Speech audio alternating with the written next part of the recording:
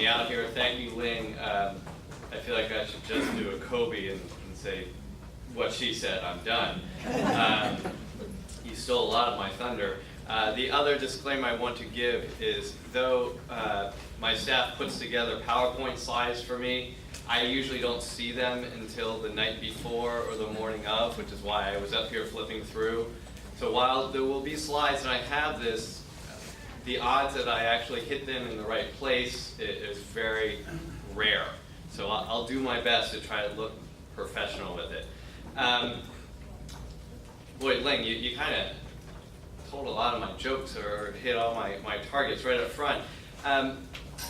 Ling did approach me, or I met Ling because my team and I run a benefits program for all the realtors in the Berkshire Hathaway Home Services program.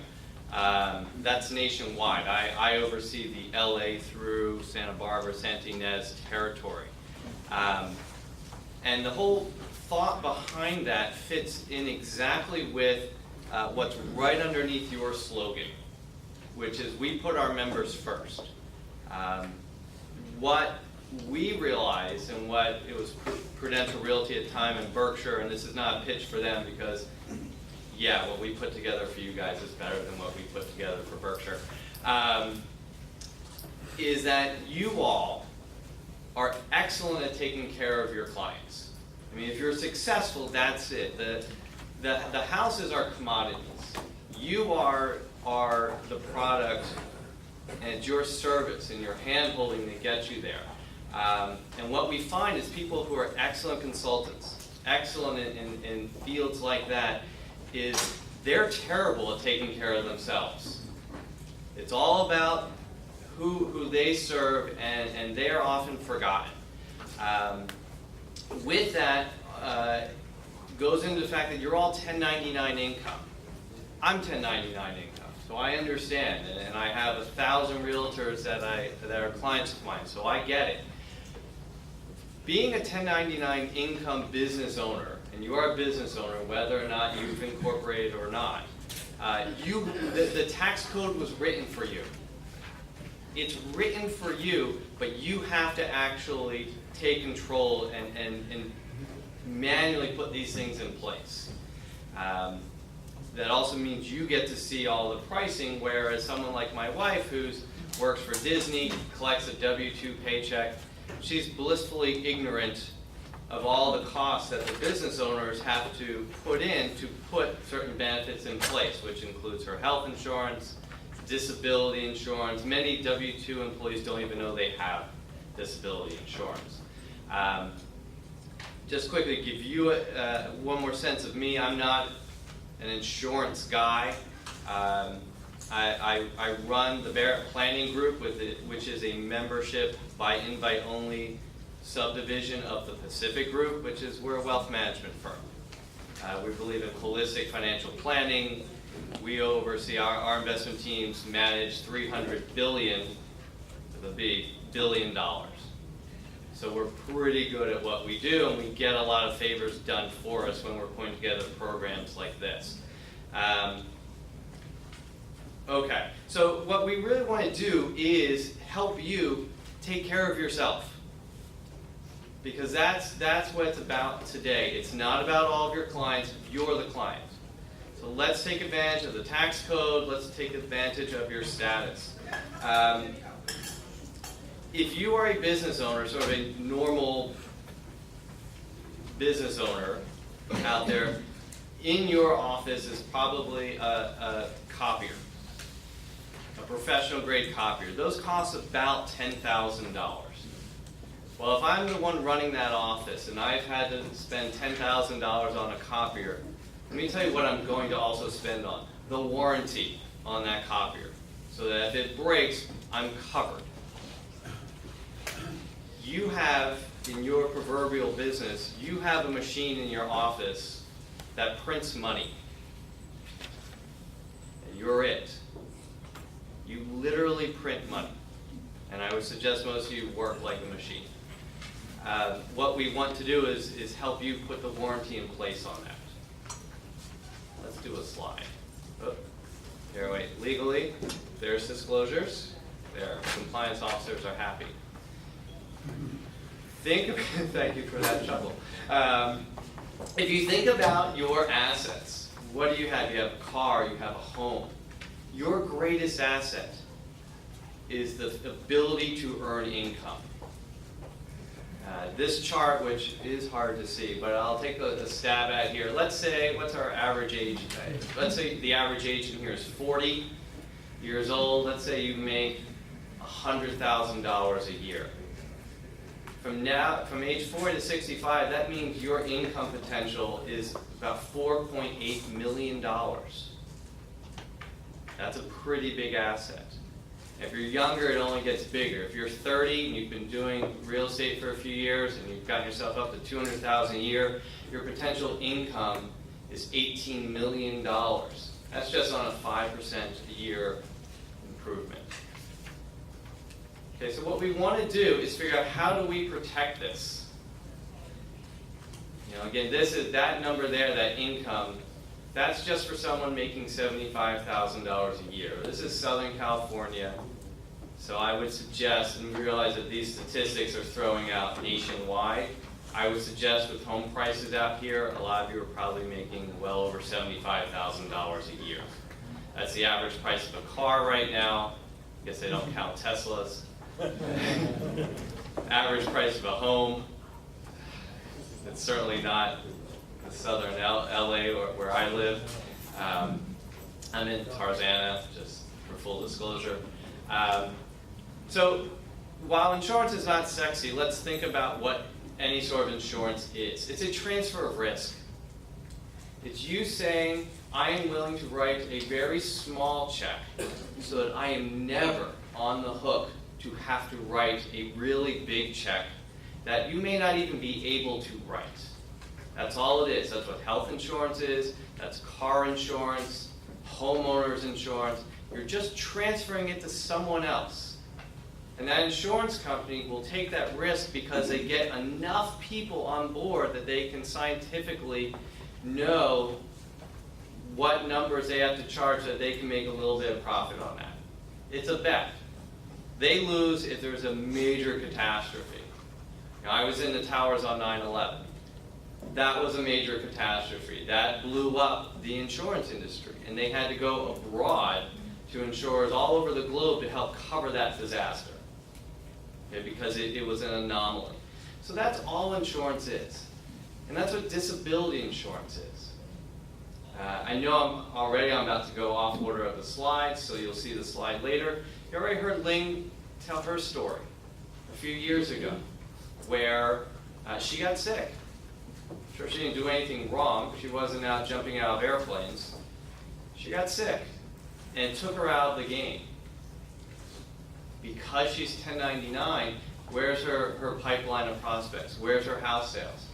It's gone. If she can't do it, that's it. There goes the income. I filed for disability last year and was on it for a couple months. I'm 44. I was a collegiate and U.S. baseball player. I played in Moscow and Prague in '92. I'm healthy. I had a heart attack last April. Brought on by a panic attack. I was flying back from a very stressful trip to Disney World with two very small children who were the two crying the whole time. There's a saying, when you travel with young children, they're not called vacations, they're called trips. I apparently was saying as we were landing, and I don't do well in small confined areas, so I was saying I was having a weird chest pain. It wasn't an elephant on the chest thing, but I was having an issue. And as an athlete, I know what a muscle pull is, and it wasn't that. 24 hours later, I still had it. I work in this industry. I know what happens if I take myself into an ER. Chances are I become uninsurable for at least a period of time. But I was worried. 1 month prior, we lost a gentleman in my office who was 60. He was stressed out Friday. He didn't feel well Saturday, and he didn't wake up on Sunday. It's that quick. So I took myself in. Quickest way to get admitted into an ER, either say you can't breathe or you're having chest pains. I got in. They hooked me a heart monitors. They said everything looks good, protein's a little bit off. I told them I tend to pass out with needles and blood and medical information. There went my Johns Hopkins education. That's why I'm not a doctor. I did get my degree. I passed out while hooked to a heart monitor. When you pass out, you flatline. So I awoke to the cast of ER over me. They did CPR. It literally says in my medical chart right now, code blue, some of my friends think it's cool, code blue, heart attack, CPR to, quote, bring me back. That's in my chart. I'm uninsurable right now. I couldn't work for a little while. I filed. Ling would have filed. Statistically, a little bit more than 1 in 4 people between the age of 20 and 65 will file at some point. This doesn't mean major car accident. It means you got sick. You had cancer. For many of my surgeon clients, it means they went out and played a pickup basketball game and took an elbow to the eye, or fell and broke their finger. Guess what they can't do now? Surgeries. They're done. It's that quick, it's that simple. 1 in 4. How many people do we have in here? You don't have to admit if you've ever filed, but just count off 4 and think, law of large numbers, 1 out of every 4 at some point is going to file. You know what maternity leave is? Disability. When you go out, it's actually you're filing for disability. It's just short term. So, there's a good one. Like I said, I'm a holistic financial planner. That's what I do. I help people make great decisions about their lives. We insure against what can go wrong to claim the luxury of investing in what may go right. We have that printed on the big board when we come in. No one likes paying insurance premiums. But the alternative of one thing going wrong, you can have the best, I'm going to contribute X amount of dollars every month, every time I get a commission into a retirement plan, and I like my investments. It all goes away if you stop earning. Okay, so when we talk about this pyramid, the foundation of financial planning, we put disability insurance on the bottom, then your next layer of insurances, and then we get to the fun stuff. It's how to build your wealth. Grow your ability to buy the things you want and need. But you've got to start by putting safety nets underneath. Let's see. Okay. Okay. Some of these graphs, again, are skewed towards the middle of the country, but I think they serve their point. Everyone needs the plan B. Plan A, if you make $100,000 a year, you make $100,000 a year. You have some little anything happen to you, you make 0. It's all or nothing. Or plan B, again, these numbers, don't take them totally to heart. I'm not pricing you here.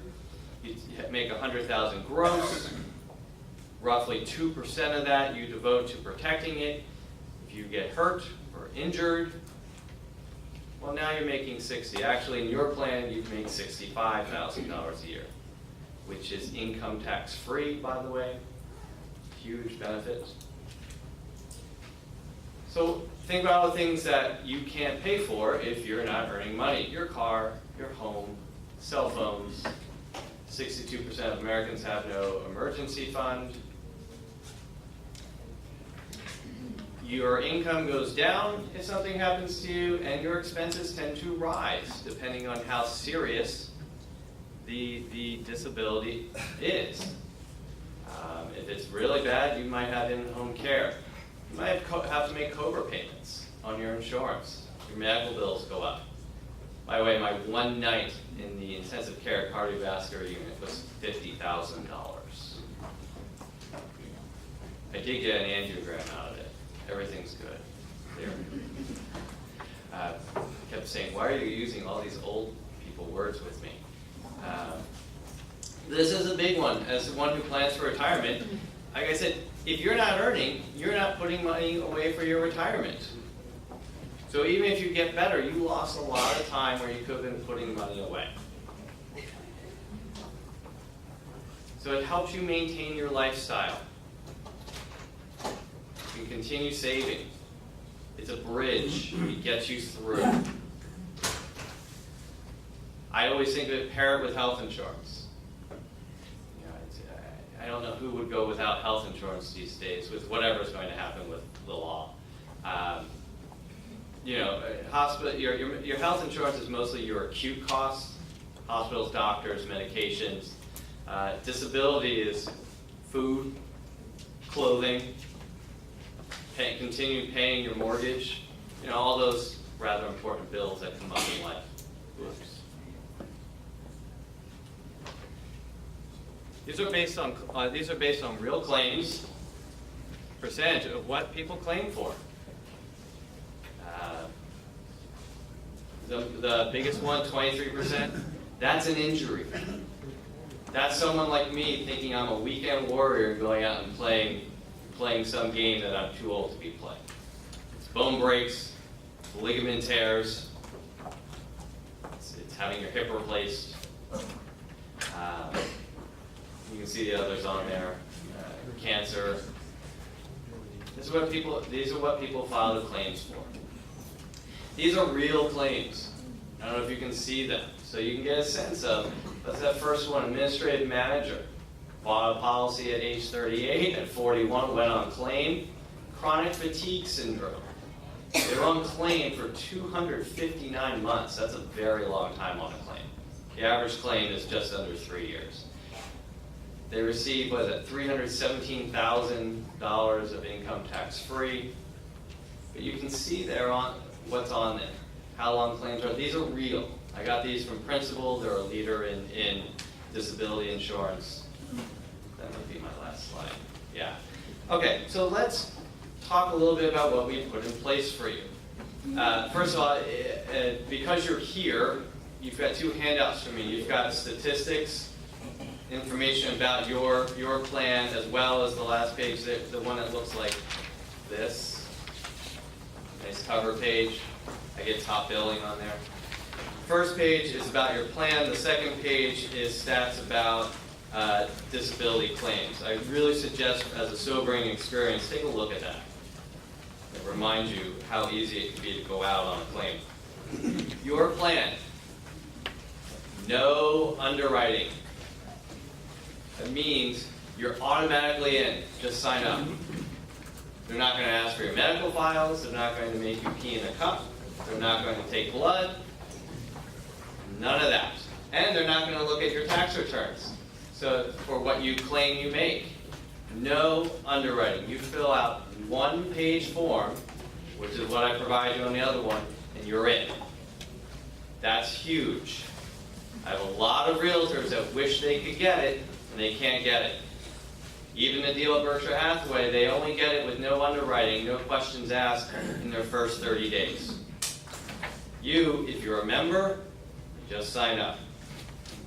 Here's a great one. Specific occupation, what we call ONOC. Okay? So I think I heard Ling mention Social Security disability insurance.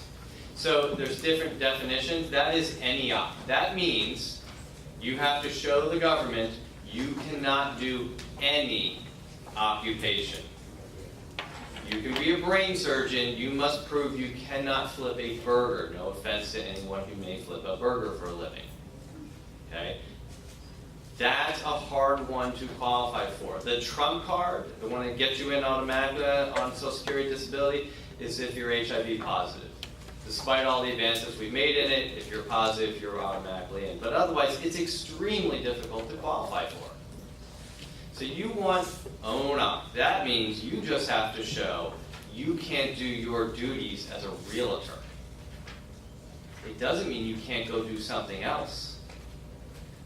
I mentioned those surgeons, they break their finger, or they get their vision blurry, they're done being a surgeon, they go become professors and make $200,000 a year while still collecting disability payments because they can't be a surgeon anymore. That is a huge distinction. No underwriting, your own occupation. Almost done? Got it. Thank you, to my red light. I don't follow slides, but I can talk. It's only a 90-day elimination. That's also better than the Berkshire Hathaway deal. That means you file, you have to wait the first 90 days before they start paying you. You're in California, this great state, you get short-term disability, your first 90 days, free. It's not free, you pay for it in your taxes. Almost every other state, they have to buy it. You get it. That's your maternity leave, your paternity leave. So 90 days, it picks right up. It's guaranteed issue. You can also get a lump sum benefit. You don't have to prove your income. You state how much you want. They will do up to a $25,000 a month benefit. Now I said don't get that if you're not making that, but essentially they'll cover 65% of your income, and the payments will be income tax free. Oh, and here's a great one. It's of your gross income. You're realtors. I bet you write off a lot of stuff on your tax returns. It's okay, you're allowed to. They will cover you based on your gross, your pre-write-off. So if you make not $200,000, but somewhere you spend $100,000 in expenses, your disability payments would be 65% of $200,000. The only things they ask is that you have been working for the last 180 days. I think that's everybody here. And there's a 12-month pre-existing clause. So one, you can't be on claim right now if you're on disability. And if you've had something in the last 12 months, they're not going to cover that until you're clear of that for 12 more months. Other than that, it's a great plan. I mean, it's a ridiculously great plan. You're going to be able to enroll directly through your website to make it really easy. But again, I've given you the enrollment forms there. I'm going to stick around for questions on the form or anything else. I'm sure that's 3 minutes. So thank you.